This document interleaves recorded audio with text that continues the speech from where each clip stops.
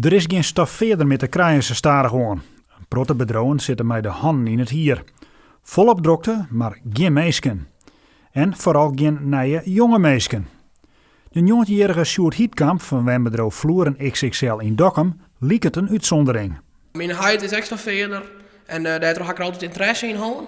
En toen ben ik via Wiebe bij XXL Vloeren terechtgekomen. En ik wil graag meedraaien. Koers van aan de slag? Ja, ik wil in principe de volgende week beginnen, dus ik ga mijn andere baan op zijn. Toen ga ik daar mijn opzegtermijn uitzetten. Toen ben ik hier begonnen. Sjoerd had er dus wel nog aan. En ook al is er nog maar krekt aan het werk, hij kan direct al beloven. Ik ga gelijk een vast contract krijgen. Dat ligt het erop. Ja, dat is best genoeg, daar tref ik het mee. En waarom is dat?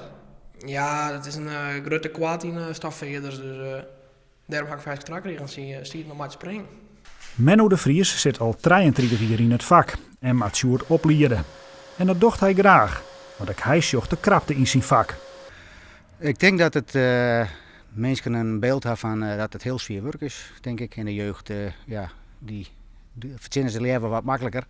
Maar als je één keer in het vak zit, dan denk ik dat je net oors wil. Want het is een mooi vrij en mooi beroep. Een mooi beroep, maar toch toenemende drukte zit de drukker de laatste tijd dus behoorlijk op.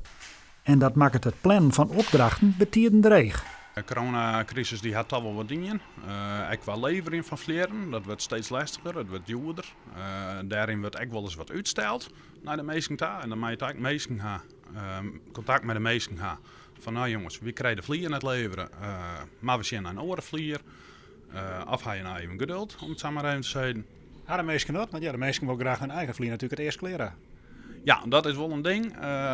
Meestal hadden de meesten wel in overleg, gaan ze er echt wel begrip voor. En dan komen we er vaak wel samen uit. Intussen is Sjoerd drokdwaarde. En Menno zegt nu al dat het wel goed komt. De eerste beelden die ik zag en wat er doet, die ben positief. Ja, hij past ook wel goed in de groep, dus dat scheelt ook natuurlijk. Maar hij pakt het goed op, ja.